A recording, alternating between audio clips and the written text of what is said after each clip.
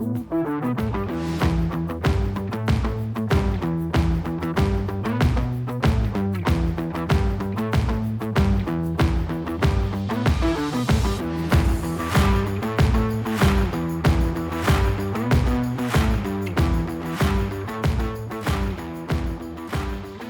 and welcome to the Defining Your Niche podcast, where we discuss specialty assets within commercial real estate. Of course, we got our start in self-storage, branching out into small bay industrial flex. So we'll talk about that a lot here as well.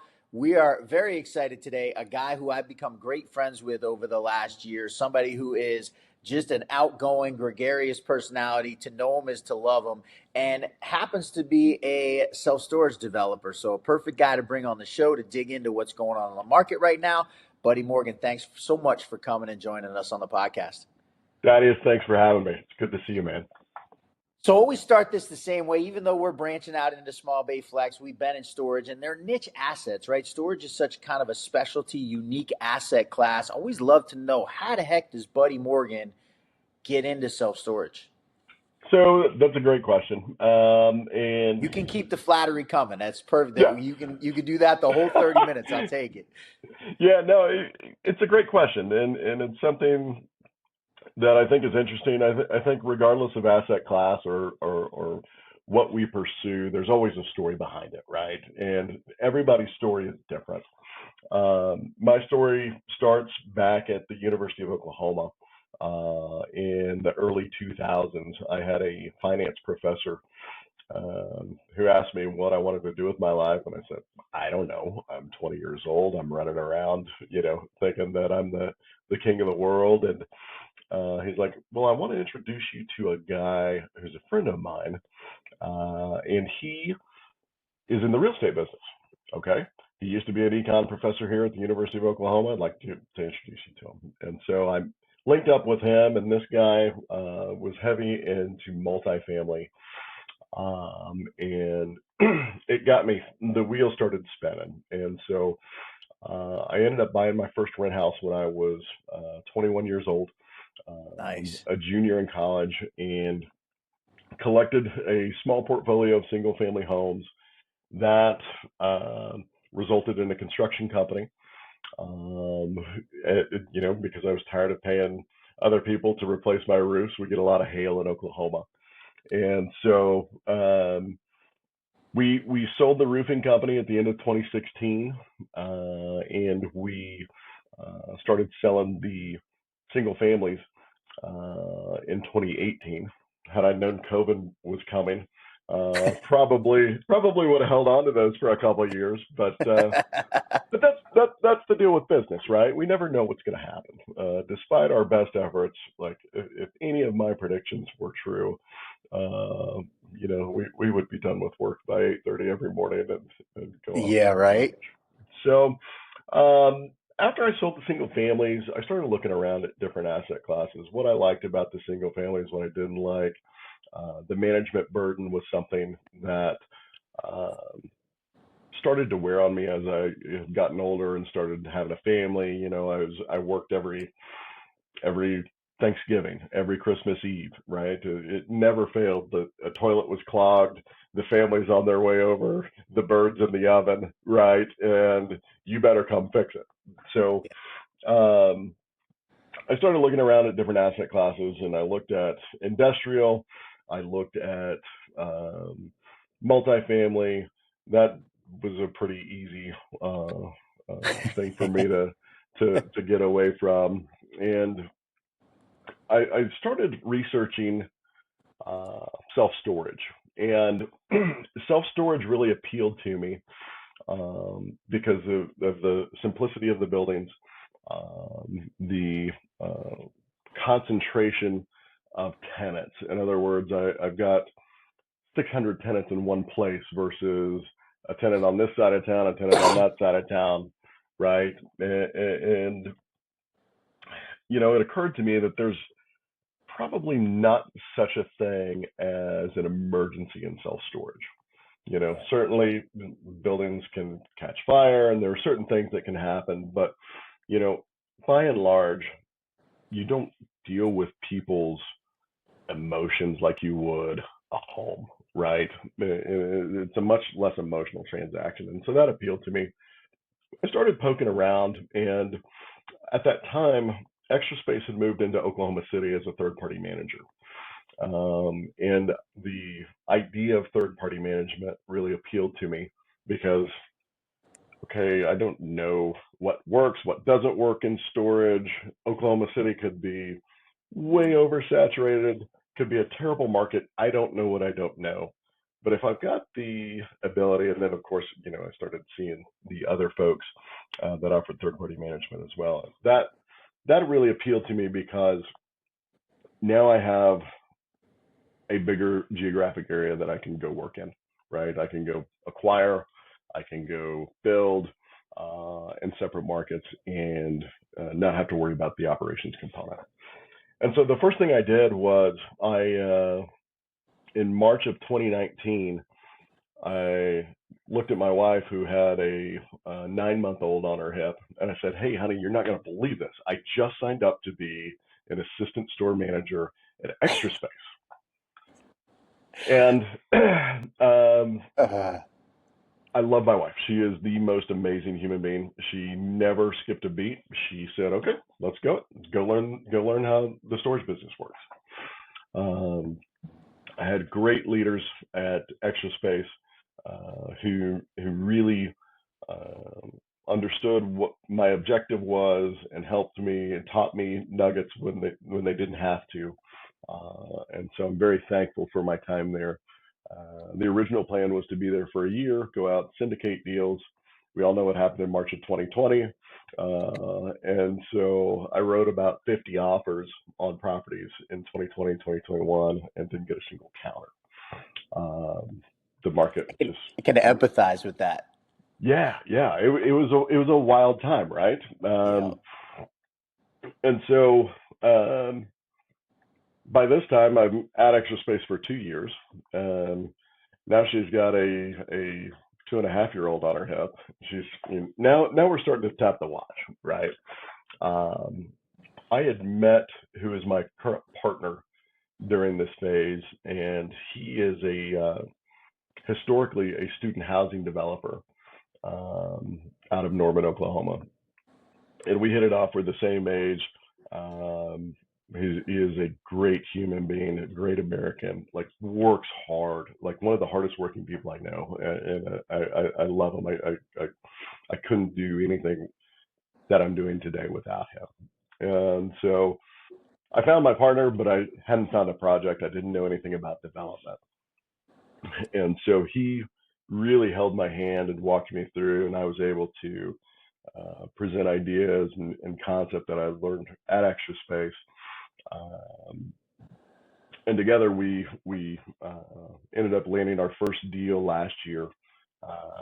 We're getting ready to open it here in about 2 weeks. It's a 3-story, 102,000 square foot facility in Oklahoma City.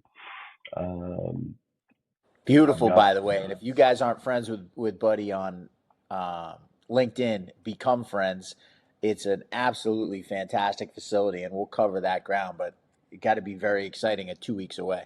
Thank you. Yes, no, it is incredibly exciting. We're super excited about the product. We think it's really going to add a lot of value to the community. And then we've got a second facility that's of equal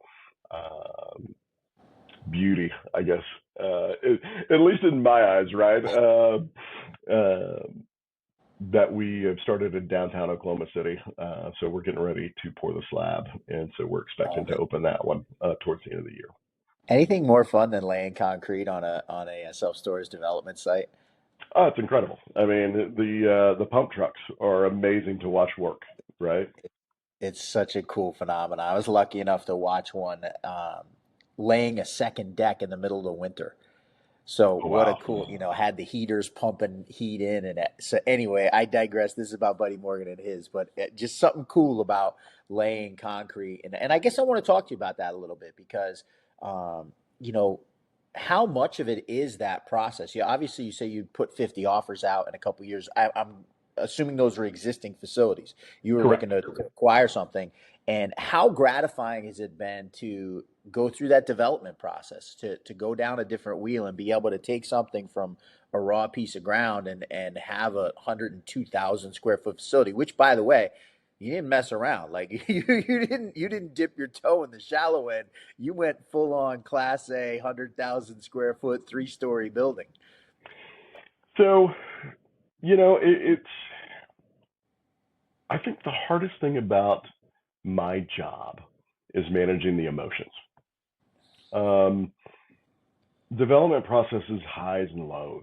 Like it is way high, way low. There's personalities that you're dealing with. You're dealing with, you know, bankers and LPs, but then you're dealing with the guy who's looking for Friday, right? And how do you manage that? How do you keep everybody motivated? How do you keep everybody's vision the same, right? How do you keep folks going? And I think that's certainly the biggest challenge for me is, guys, how can I take this smorgasbord of personalities, right, and keep them focused on a common goal? Um, and then, development is tough, especially my model, right? Like I'm an infill urban guy, Yeah. and there's a lot of personalities in the neighborhood that you're dealing with. Oh, I don't like this. I had, you know, people calling our buildings backyard sheds, and it's not that, right? Deals, our second deal could have been killed 13 times throughout the acquisition process, throughout the entitlement process. And so those highs and lows, managing those those emotions throughout that process, understanding that I think another part of the emotional journey for me is understanding that there's a limitation to what I can control, right? I can't control what my competition's doing. If some guy decides to go build 2 million square feet right next to me, like I have no say in that. I have Yeah. no say in what the market's doing. I have no say in what mortgage rates are doing, right? Um, but I'm a faithful person. I believe that I clearly haven't missed any meals, right? So I've been taken care of in my life. And You and me together in that boat, my friend. You and me together in that boat. right. And so, you just get up every day, you do the best you can. Um, and that's how I look at the development process. So I'm interested and intrigued because you look, development takes a while. You're a couple weeks away from opening the doors, but I mean, it can be 2, 3, 4 year timeline from the time you identify a piece of dirt. Now, you found this piece of dirt last year, So the one that's opening, we closed in 23. closed on And the land. I was gonna say because if you correct. closed on the land in 24 and you're open in January, February 25, that was a freaking amazing timeline. So Closed on the our land in 23, but started, there was a due diligence process on the land, I'm assuming of, 6, 9 months before you closed on the land. Correct. So we actually closed on the land before. We had some utility relocations that we had to go through, Yeah. and that took a little bit longer than we thought. We had to vacate an easement. We had to move some pipe. There's Um, there's a greater purpose to my framing of this, which is the question of a lot has changed from the beginning of 2023 to the beginning of 2025, right? Like how sure. you looked at an underwriting of an infill site. You happen to be in Oklahoma City, um, I'm so intrigued by that, right? Because and you kind of touched on this idea of emotions. The market is very different today than it was in January, February, March, April of 2023, and so how do you navigate like some of those assumptions you made in underwriting that infill site relative to interest rates, well, relative to leasing rates, relative to speed of lease up of the store? Those things have changed, and so how do you navigate that, and how do you make sure that through it all you're keeping your positivity and your eye on the prize? So it's challenging. I think the first part is just accepting that this is a several year process, um, and accepting that things could change. I mean, how many black swan events happen either, in our life? Look what COVID did. Nobody could have ever anticipated that. For our industry, it turned out to be a good thing, at least temporarily. Yep. I think the verdict is still out on to what the long-term ramifications are. Yeah. um, you've got to focus on the fundamental idea of what storage is, right? And you've got to understand that, um, storage is a luxury, right? It is not a necessity for living. We have we live in a world where consumption is so prevalent that we need extra space to store our stuff. Um, Dealing with, how do I feel, and how do I keep a positive attitude about something that's going to happen from what does my building look like 5 years from today? And the answer is I don't know. What I can do is look at market trends, right? Our model being urban, there's less likelihood for competition to come in, so that gives me some more stability, Yeah. or at least peace of mind, right? Um, but the reality is that if I've got rooftops and I've got a product that historically has sold, I believe that I can sell it. Whether I'm making 3x or 2x, 1.5x, 1.25x, Yeah. that that I don't know.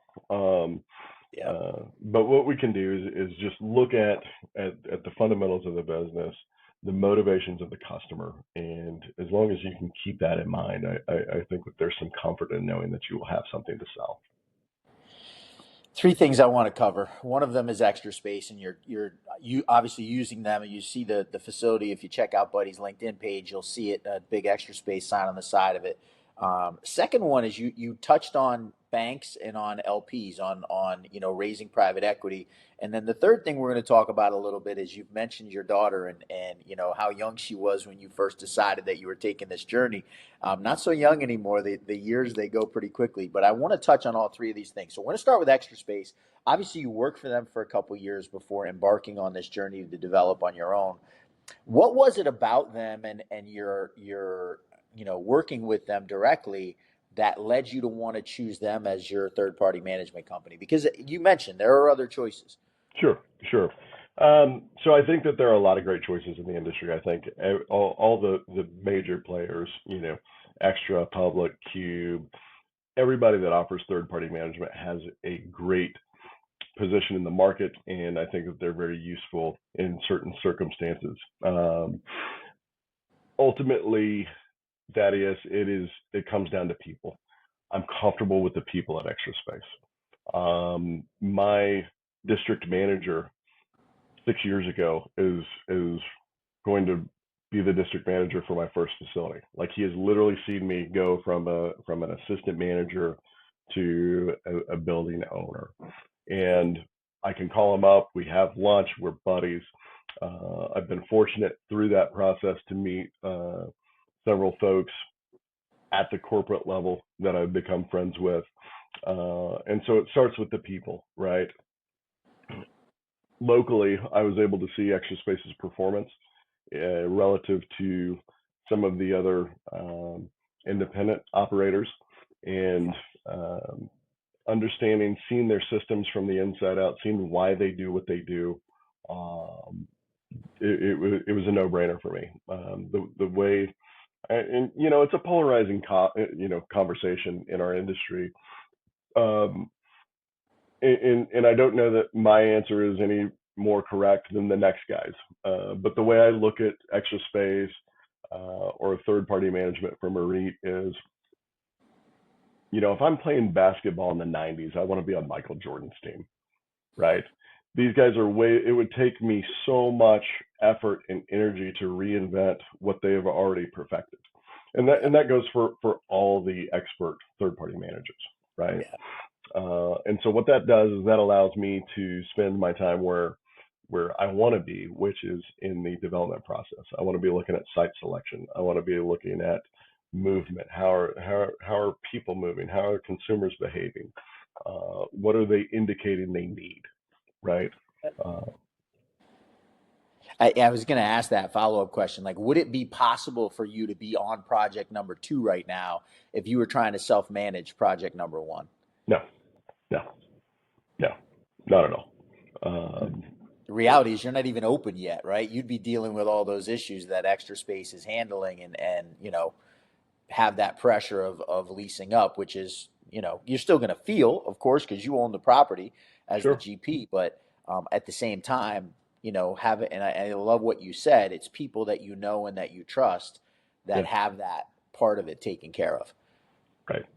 Yeah, it is, and that goes with anything, right? That goes with through any step of the process, whether it's our GC, whether it's our LPs. Like there is a relationship that is the foundation. It is not purely transactional. Love it. So that leads me right into the next question, which is, obviously you started this project in 2023, opening the doors in 2025, raised money for it, a couple years ago, year ago. Any difference in that process between going out and raising equity from LPs from the syndication between project one and project two? I'm interested to know if that's gotten tougher over time. So it's actually gotten easier. Love it. Our second project was easier to raise the equity. We had a little bit more challenge on the debt side. We are still at the size where um, local banks probably serve us the best. Yep. So local regional banks is who we're banking with today. And so there were a couple hiccups that we had to overcome. We're really about redundancy. And so we don't want to put all of our eggs in one banking basket, right? So I want to be talking to five bankers. And they know that up front. Guys, like, hey, this is things happen beyond the loan officer's control, right? Yeah. And so, I think that I'm very fortunate. Again, my partner Peter, he has got a trusted group of investors that have been with him for a long time and that he has served well. And so they trust him, and because of the LP's trust through him, they trust me because he trusts me as well. So it's worked out. It's so interesting you brought that up, and I'm glad you said it. That the LP part has gotten easier as you develop some experience, but the banking side of it, and I think that's a great topic to bring up. Obviously, we're taping this on January 23rd. It won't air for a few more days, but the inauguration a couple days ago, and a lot of talk about how that's going to affect things. What I can say, as somebody who was deeply involved in development projects in 2022, 2023. I don't think anybody really expected interest rates to hang this high for this long. Sure. And so it's interesting that you talk about how the banking side of it maybe got a little bit tougher, not necessarily the private equity side of it, but the traditional financing side of it, where it's still going into 2025 a challenge to find banks willing to lend on construction at a rate that allows you to underwrite something. Right. Yeah. Again, it's tough, right? Banks have there are certain banks that have certain different risk tolerances, right? And I think we're in an environment where everybody is trying to put risk on the other party. Yeah. And I don't think that changes when times are good. I think that the problem that I see in terms of anything, whether it's development, whether it's banking, is we're trying to predict futures, right? And we're almost always wrong. And so um, it, it in my mind, you go from, okay, I'm not going to spend a lot of energy. I'm not going to burn a lot of calories on what's going to happen 5 years from now. I'm going to spend my energy on how do I mitigate my risk today? how do I keep my construction costs low? Because that will give me a buffer. That will give me a runway, right? How do I keep projects on time? Scheduling is ultra. I don't know that uh, people fully understand the time value of money and how critical that is to the development. Where if you've got a crew of 10 and they go home at 3:30 instead of 5 o'clock, what does that do to your man hours over the Yep. course of a year project, right? Yep. You're like, hey, it's only an hour and a half. They were almost done. Yep. But that stuff adds up, and It's so 15 hours, right? It's 10 guys, an hour and a half each. It's 15 hours a day over the course of 10 weeks. All yeah, of a sudden, it's a level of your building that's not built. that's exactly right. And so um, I spend a lot of my time thinking about risk mitigation. How do I underwrite conservatively? What happens if we have cost overruns? What happens if can I budget a building for $9 million and then can I get it built for 6.7? Right? Yeah. Those kind of things. And it's the old mantra in real estate, right? Like you make your money when you buy. It's the same thing with development. It's just a little bit more nuanced. And a little bit bigger numbers than we used to talk about. I always heard that you make your money on the buy price. When I was flipping houses, when I was in single family residential, and it's a big difference when you're looking at buying a house for 125 grand and you think the resale value is 300 versus when you're looking at a building that you think you can build for 17 million that you think is going to be worth 33 million when it's done, right? Right? The scale of what you're talking about is it can be a little mind-boggling. I guess that I could ask a question here, which is how do you cope with that? I mean, we're talking about massive numbers, right? I don't know Sure. what your all-in cost was on your Oklahoma City project, but it was certainly in the high seven figures, if not into the eight figures of construction cost and soft costs and land price. And once you factor in the cost of debt and the cost of paying back your private equity, you don't build a 100,000 square foot self storage facility without getting at least close to eight figures these days. How do you manage that in your head? So again, it is. I don't know that I'm doing the best job at it, right? But again, it's back to focusing on the risk management. What action can Buddy Morgan take to reduce that cost, to make them go faster, uh, to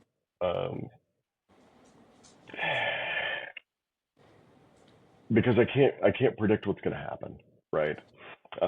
And I think the first step again is just understanding that I've taken in a lot of information. We've made a decision. There are several people with me that are making the same decision.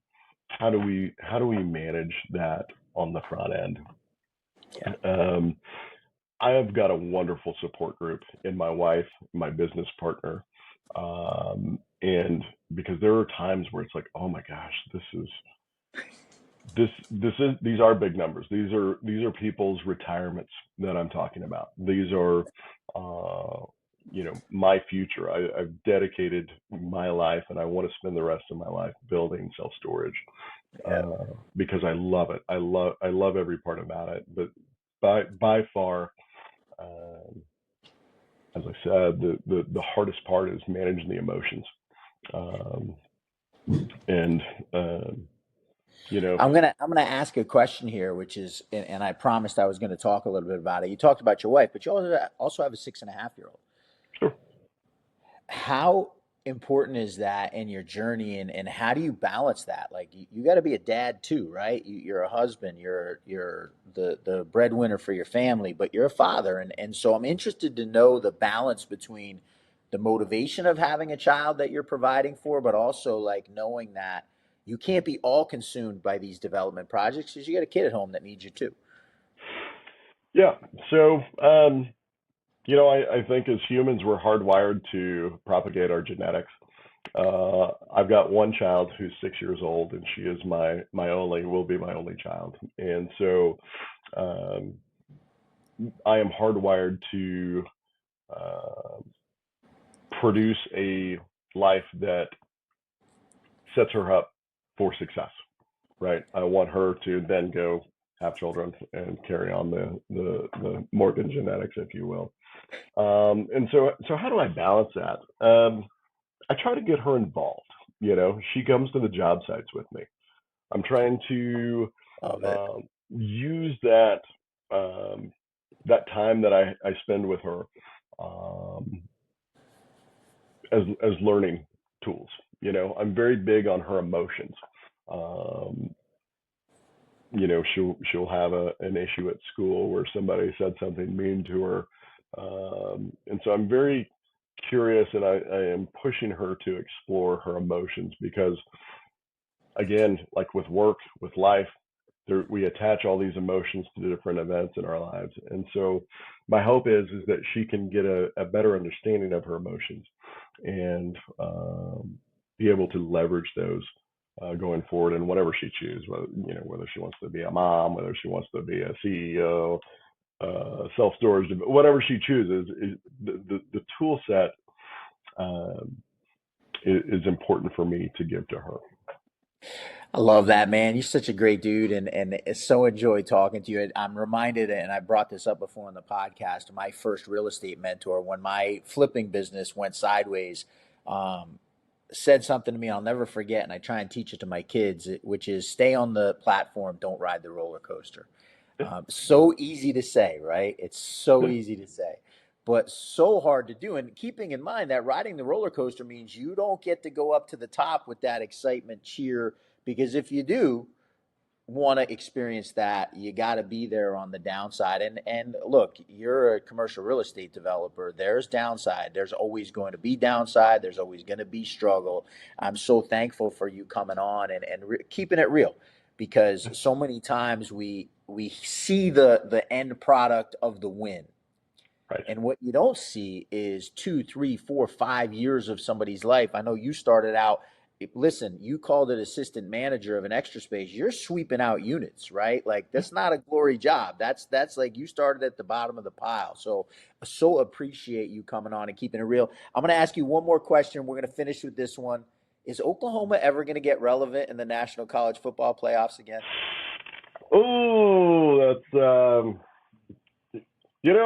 what I was talking about. I don't know what's going to happen 5 years from now. I'm going to stick with that. Yeah, yeah, yeah, yeah. I love it. But I tell Oh you man. what, watch out for us in basketball. I love it. I love it. Yeah, that's going back, right? It's been a long time. It was the early 90s when they had a really good basketball team. Too cool. Well, Buddy Morgan, man, so appreciate hanging out with you. Love you, man. Yeah, as I said at the beginning, your energy is infectious. The what I love the most is you're real. Of Thank you. course, Mid American at Oklahoma, Oklahoma City. Um, you represent those Midwestern ethics for sure, where it's like let me tell you the truth, right? We're not trying to paint a rosy picture of something that, while it's an amazing job and this industry is fantastic, you better know the truth of what you're signing up for if this is the road you want to walk down. So appreciate you Absolutely. laying that out so clearly. Incredible success on the opening. I know a couple weeks away. It'll be a week away when this airs.